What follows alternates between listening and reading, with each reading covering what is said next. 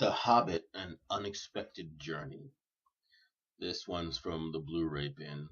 Um, the Hobbit stars Martin Freeman as the Hobbit in question, Mr. Bilbo Baggins, who is unexpectedly hired to go on a quest with 13 dwarves to reclaim the lost kingdom of the Lonely Mountain from Smaug the dragon.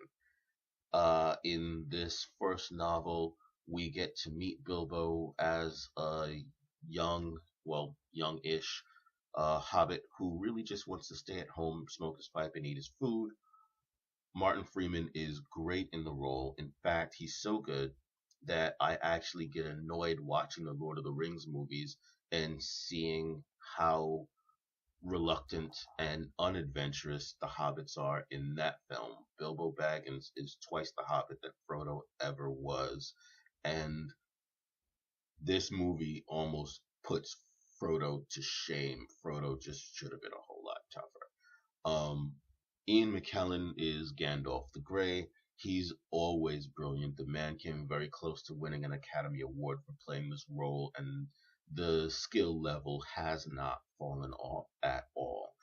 We also have now Richard Armitage as Thorin Oakenshield, who is just the coolest dwarf that ever walked the face of the Middle Earth.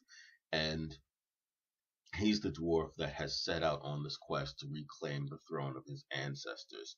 He's awesome. Now you have a whole bunch of other dwarves, that fill out the party of 13 dwarves. Too many to go into. They're fun, they're funny, they're cool. Actually, they act. There's the song that they sing when they're, that's what Bilbo Baggins hates. It feels a little bit more kiddie than the first trilogy did.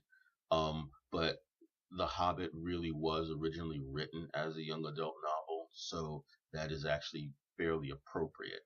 Um, you will notice as you watch this movie, however, that they've added a substantial amount of content to make it feel more like a prequel to The Lord of the Rings.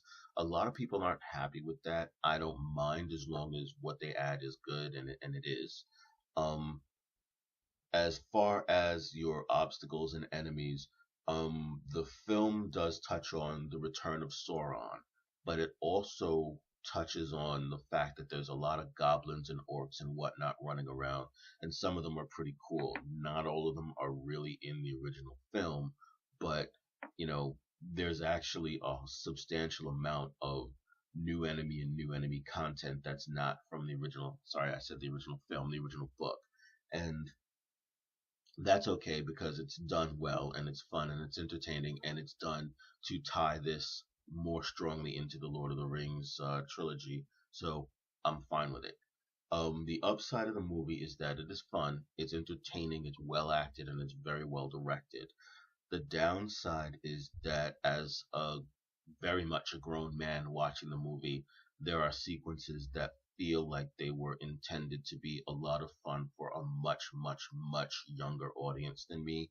And so there's a point when you're like, that could have been done in a more grown up manner, and it's not.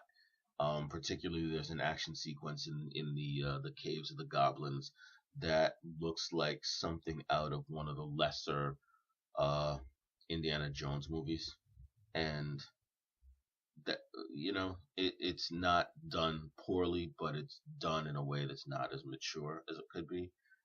In fact, it looks less Indiana Jones and more like something from the Goonies. Still Steven Spielberg, but a little bit less classic. And finally, my score for the movie is this is a 4-star movie. It is a perfect 4-star movie. It's way too good to go anywhere below 4 stars, but it is nowhere near good enough to go higher than 4 stars.